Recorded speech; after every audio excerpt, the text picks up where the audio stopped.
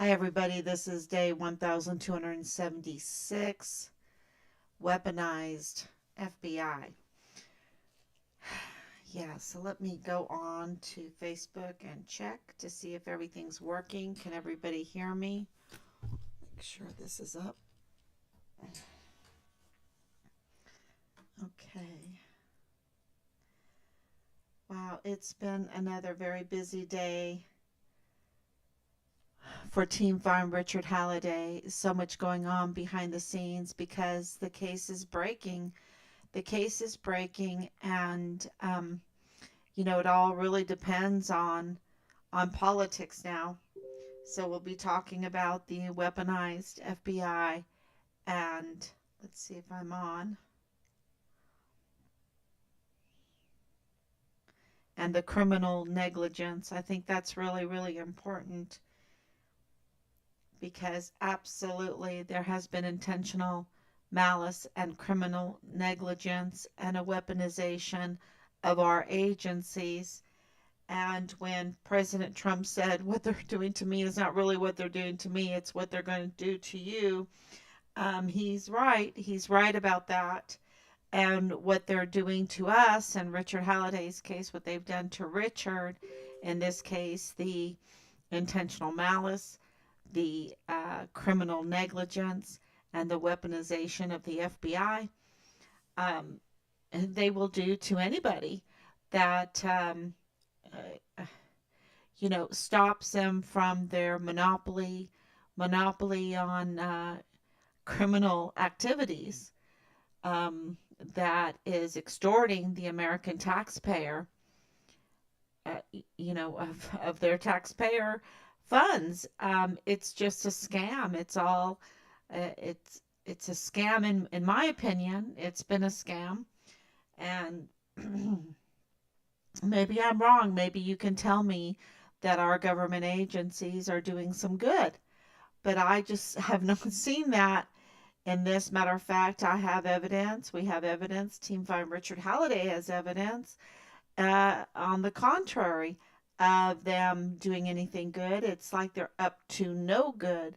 They're up to no good. So it looks like I'm on.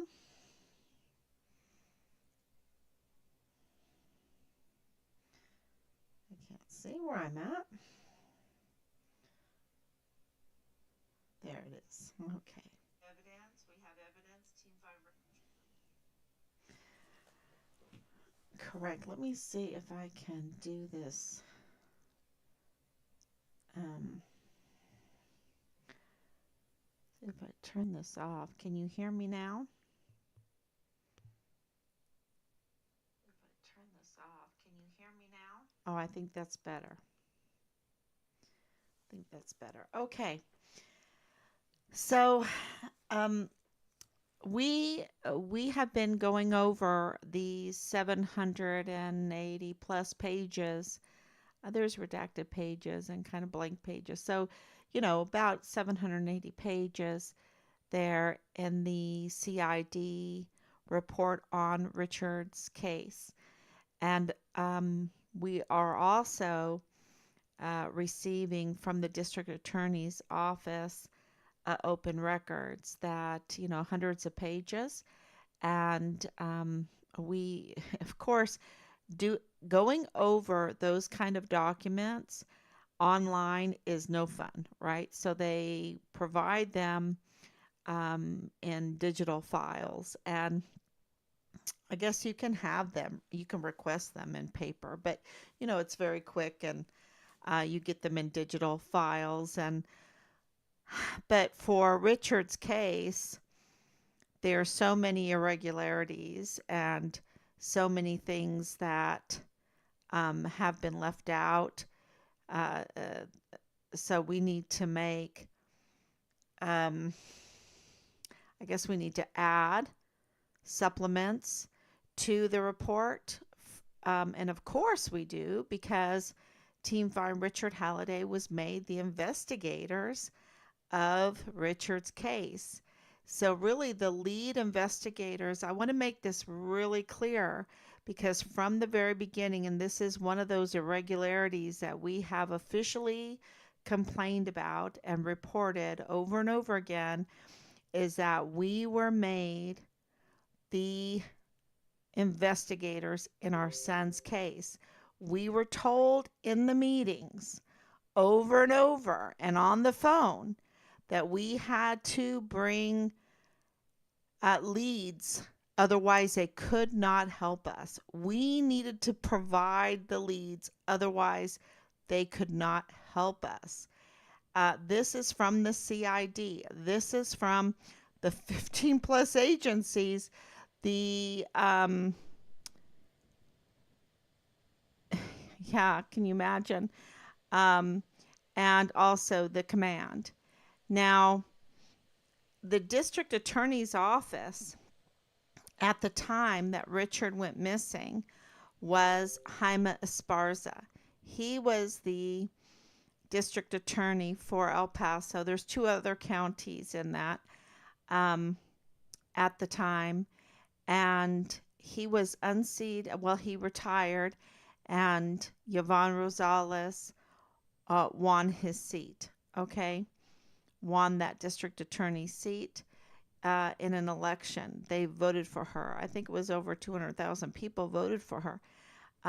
So she won that election, and we have um,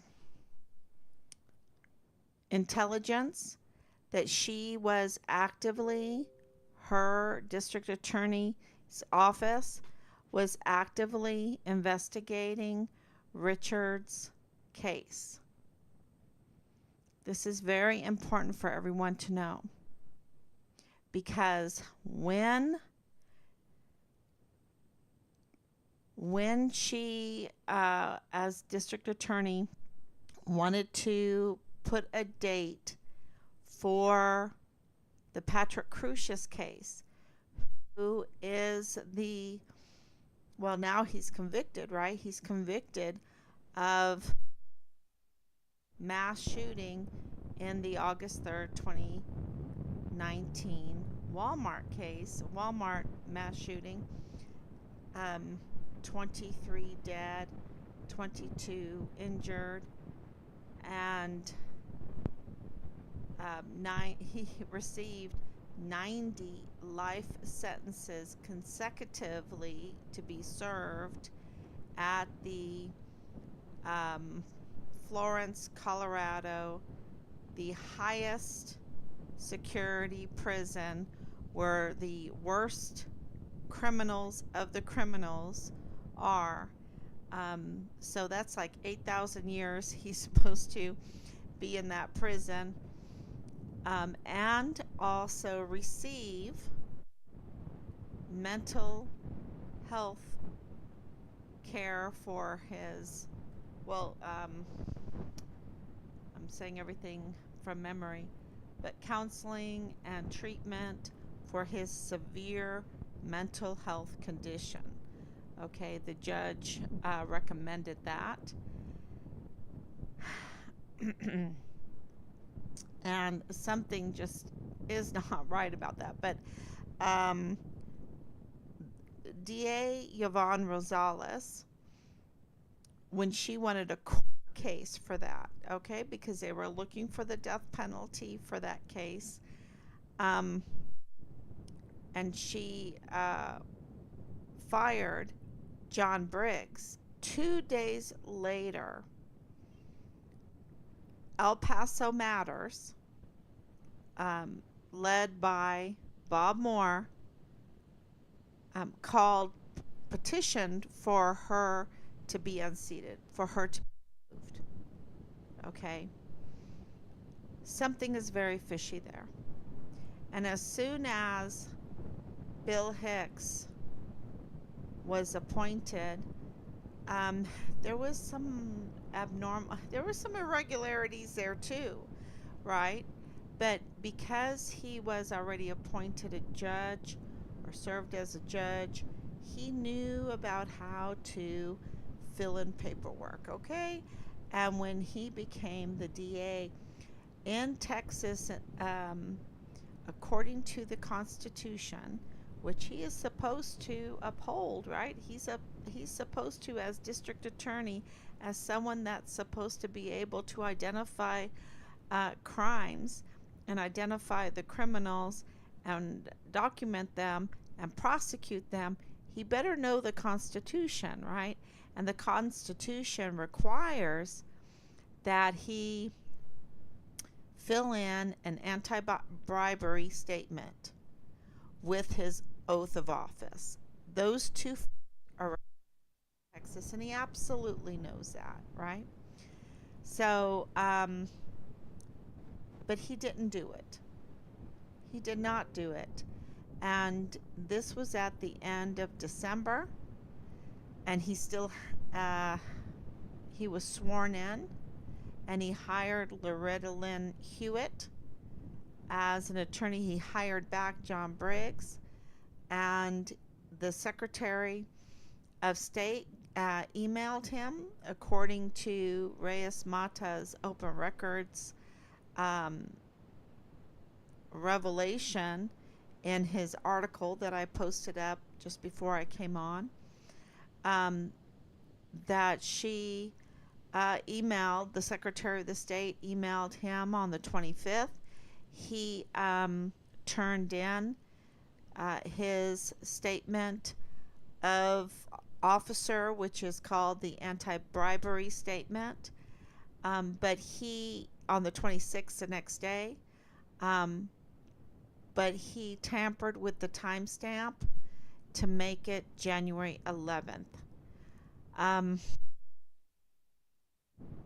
that's so, that means that means that everything that he's done is illegitimate. That's what that means. Okay, everything that he's done is illegitimate. And, that is just not acceptable. And all for what? The Richard's case, because Richard's case is also the Walmart August 3rd, 2019 mass shooting case, which is the Patrick Crucius case. So that has tied the DA's office in knots. Why? Because there is activity that is being covered up. It's very clear that there's criminal activity. There's so many unanswered questions. There's so many. Look, there's multiple dead soldiers, um, and so many uh, murdered, and injured, and for what? Business plan is this? This is like, that movie. Is it called Wag the Tail, or Wag the Dog's Tail, or Wag the Dog, or whatever it's called? It's like they uh, they produce some kind of major crime, some kind of major war event, so that they can manipulate the people to do something that they want to do illegally. Who's behind all of this? And one of them, of course, is we believe that several have not done their duty, and so they're part of it, right? They're part of it, and that would be the supervisory special agent for the FBI there in El Paso. His name is Jesus Eddie. He's known as Eddie Nieto Jr. And this is a huge, it's a heartbreak. It's a heartbreak for the people of El Paso that they can't trust their FBI, that their FBI is being weaponized against them. Against them. It's not just Richard. It's all of El Paso, and even the surrounding area, and into Juarez, Mexico.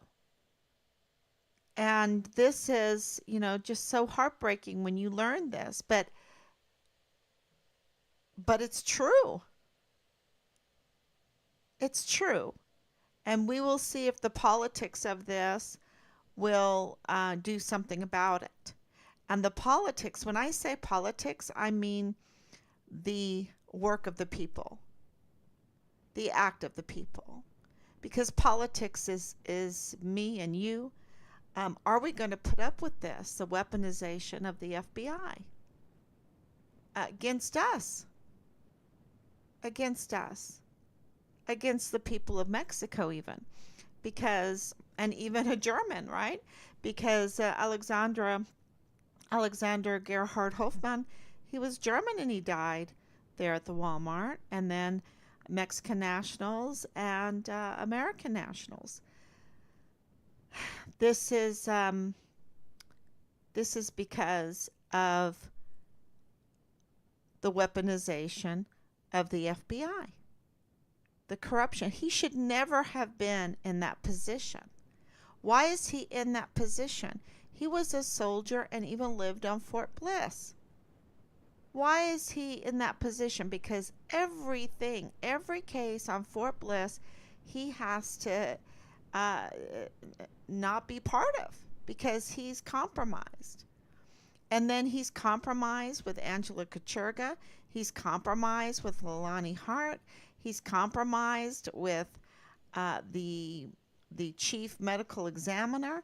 He's compromised with so many, with so many. Why? Because he lives there for over 20 years. Not only being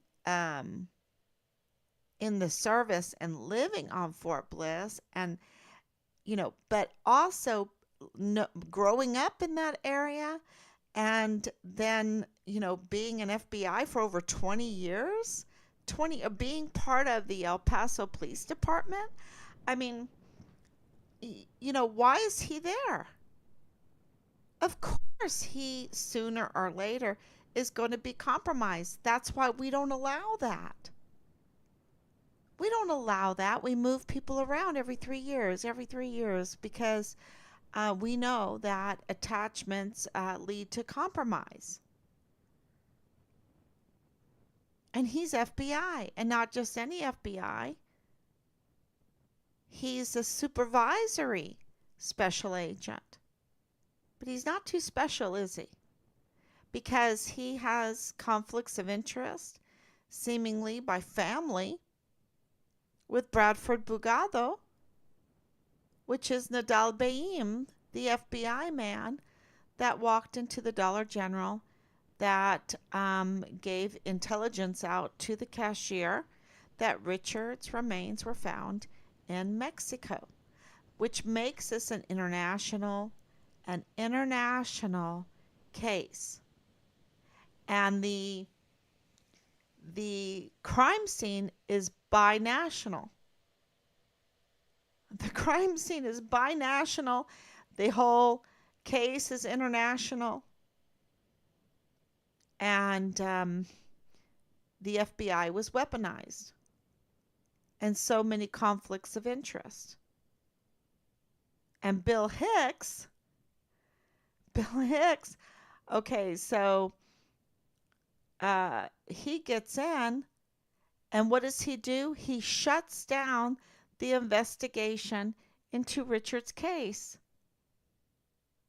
and leaves the Patrick Crucius case, which is the August 3rd, 2019 Walmart mass shooting case, in pieces, and he hires the person that left it in pieces, that put it in pieces, that keeps it in pieces, John Briggs. He hires him back. He's been there for decades. Decades. And this is so clear when you look into it just a little bit. You see the sloppiness of this whole thing that does not follow the way we do things in this country, and yet they've gotten away with it for decades, to have these conflicts of interest, these long terms, and these connections and attachments to persons that because even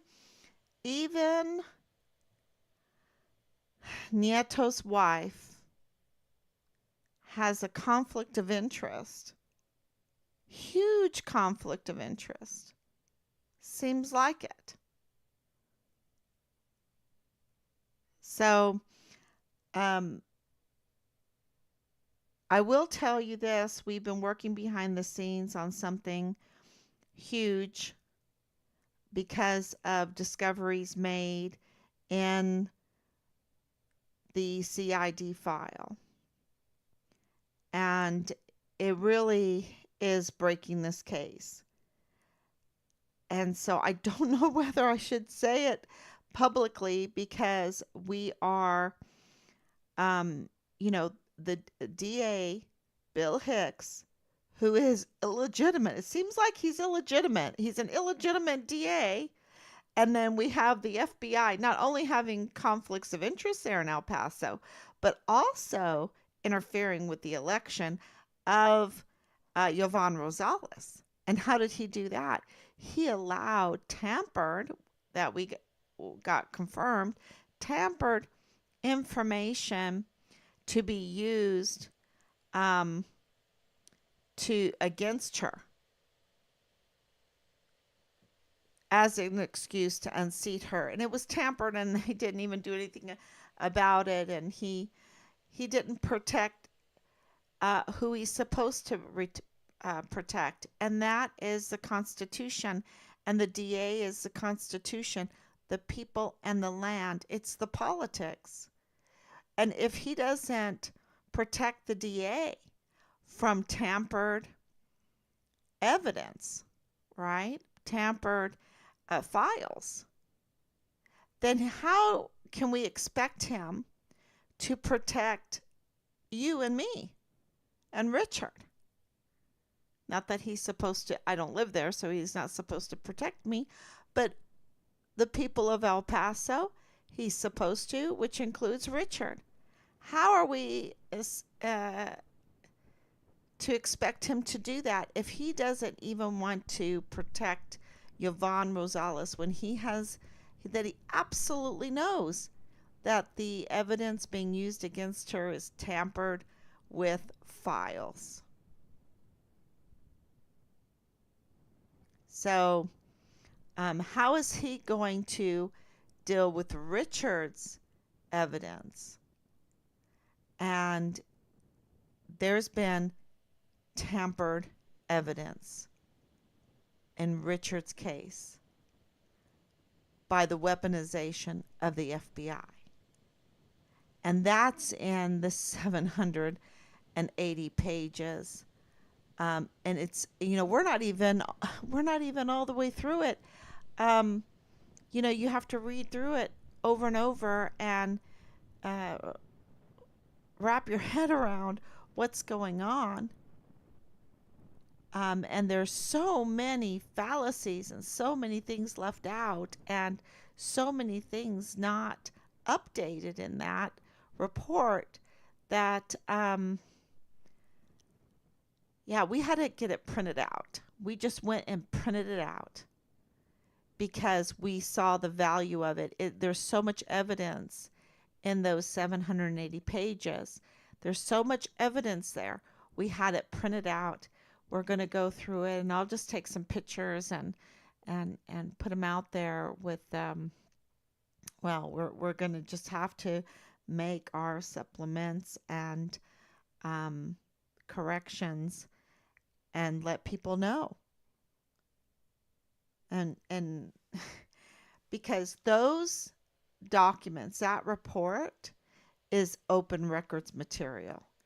And the reports out of all of the information, the public information out of the DA's office there in El Paso is also for public to see it, to oversee it, to ask questions about it.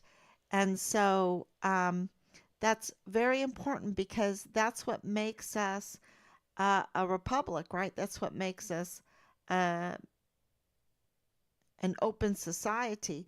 Otherwise, the criminals, the law enforcement could do whatever they wanted and not have to share anything with us and get away with murder, literally their criminal activities and murder. So we don't want to live in that kind of country. We want these open records. So you can request open records from any taxpayer funded agency organization, right? So I think it's very, very important. It's one of the lessons that we have learned through all of this is we really do need to request open records and go through them. And I know that Reyes Mata, I heard that he's very, very good at it. And it looks like he is because he broke a huge, huge story. And I hope that you read that about the illegitimacy of Bill Hicks. So, what's going to happen there? Well, he needs to be unseated for what he did, replaced. I don't know the all the ramifications of that. Can he pay a fine? Can he do whatever? I don't know because with all of this intentional malice, without him uh, giving us the public records in due time, without him even communicating with us, and we were communicating with him as victims, as witnesses, and as the victims, as the next of kin to a victim. So we were communicating with him as victims, as witnesses, and as the next of kin to a victim, Richard Halliday. And he refused, he has still refused to communicate with us. And that is just, he works for us. He should answer us, especially a case as big as Richard that is international. It's an international case with a binational crime scene, which CID Jessica Veltri said that she would come visit the crime scene, and she never has. She never has. And she put that report out without even visiting the crime scene. That, let that sink in. And the CID is like the FBI, and they have absolutely cooperated in this. It's been the weaponization of the FBI with intentional malice and the criminal negligence. I got to get all these terms right because this is um, this is what they've done. This is what they've done. But the breaking news is that in those, and I'll get more specific probably tomorrow. The breaking news is that in those 700 plus pages is the proof that the FBI tampered with Richard's case and they are criminally negligent with intentional malice. That's the breaking news. And I think that that is huge. That in their own, well, CID, in their own attempt to cover up, they expose themselves. They expose themselves, and anyone that wants to read it can read it. And, they count on you not wanting to read any of these open records, any of these public records. And so we went and had it printed out, and we're going to read it. We have been reading it, but we're going to read it even more over and over again until we understand um, and pray that we're not missing anything when it comes to breaking Richard's case. But it seems like it's breaking out. We don't know what is going to um, get the politics, and I mean the people to act, and the press to act, for them all to be driven to cover this story and to get justice in Richard's case and to give us back his remains. Uh, you know, we don't know what it's going to take, but we're going to keep on going until it is just smashed apart. And I'm telling you, it is broken. It's already we have broken this case. So I don't know if it's shattered yet, but it's broken. And I'm just wondering, what is it going to take? I was thinking about Ted Cruz and riding Ted Cruz again because he has a formidable opponent, Roland Gutierrez. I hope I'm saying his name right. Um, so he has a good chance of not making it. And, what is it going to take for our elected officials? Because, Veronica Escobar, we have communicated with her so many times, pleaded with her. Um, and yeah, with all of the information coming out, it is a huge story. And I was even looking through New York Times, and they covered so many of these stories, but not Richard's, because Richard's is part of the Walmart case, the August 3rd, 2019 Walmart case. And there's some bad players in that. And so if you've lost a loved one in that Walmart mass shooting, if you've lost a loved one, if you um, if you were there and survived it without getting injured, if you were there and survived it, even being injured, I would call out to the hero, right? There's a surviving hero, Chris Grant. Chris Grant could tell us a lot more. He could tell us a lot more. And I would reach out and say, you know, what really happened?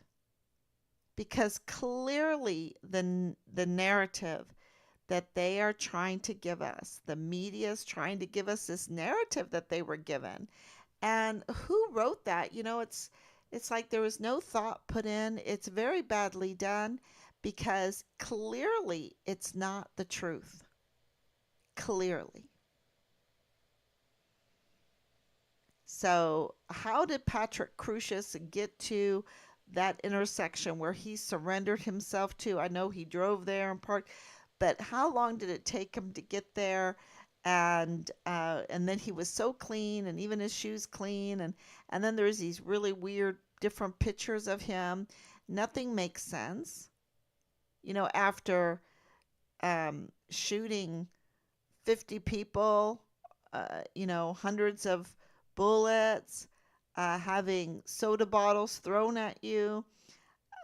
You would think that he would be a little bit bloody and with soda pop on him, right? Um, that would identify the shooters. And that's not the case. And there's so much and I'm not saying that he's innocent. I'm saying that something is isn't right and justice is not being served. And I think the highest goal is that justice is served. Because, if we try to manipulate this and go along with this just because we're hurt and we just want someone to hate, that's a hate crime, right? I mean, he's autistic. He's severely mentally handicapped, has a mental condition that is severe, and we know that he's autistic, and we know that he had ear muffs on or ear hearing protection on during that time. That's clearly an indication of autism because autistic individuals are very sensitive to loud noises.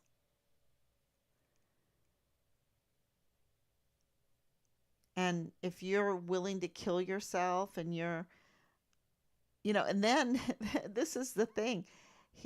People, well, the media, Bob Moore, wants us to believe, and other media outlets wants us to believe that he hates Hispanics so much, but yet he will park his car and he will surrender to a Hispanic person. You know, it's like nothing makes sense. And they just want to divide us. I just don't buy the narrative. And it's very important because it's Richard's case. It's connected to 3905 Bliss Avenue. Richard's case is connected to 3905 Bliss Avenue. Bliss Avenue is huge, huge. So many people are connected to 3905 Bliss Avenue. And it puts it all together. And now we have confirmation in the CID report, from the CID report, that the FBI tampered with Richard's case, endangering Richard with intentional malice and with criminal negligence. And I think that's huge news. Good evening, Danielle. Thank you so much for coming on. We're asking for everybody to share the live streams, and I'm on X, which is Twitter X, whatever you want to call it, and then Rumble too, and YouTube. So if Facebook goes out, we'll just move over. I think we have a following there on TikTok and a following there on Rumble, and we will just keep going. God is in control of all of this, and we try to reach. I think we have a reach of like 10,000 people a day. Um, and everything is in God's timing, but we need to reach out to um our representatives and our senators and the DA's office there, and we need to start asking for open records. And if they ask why, say because um, we want to know what's going on in Richard's case, the Walmart mass shooting case. We don't want mass shootings in our community. We don't want soldiers that are whistleblowers to just go missing from the barracks on our military installations and then, be found dead in Mexico. Um, you know, I, I don't know what they want from us. They were so mad for so long. They've been so mad for so long because what they want us to do is just forget Richard. And, we have told them over and over again, where is Richard? First, find Richard. Why are you so mad? We're just wanting to know about our son. And it is not an option to just say, okay, whatever. You can retaliate against him. You can murder him. You can cut him up in pieces and put his body parts where, he's a good meal for the coyotes. That's the words of the Thomas Kane, the director of emergency services. Can you imagine how we felt when we heard that when he said that? Can you imagine? That's an employee, a good paying employee.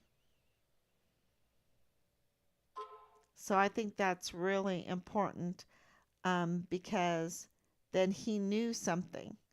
He knew something with the CID and he knew something with the FBI. And being the director of emergency services, and there's, you know, when Richard, this is some information that was in the 700 pages. This other is so big that you know, am not even focusing. I have to focus on all of it.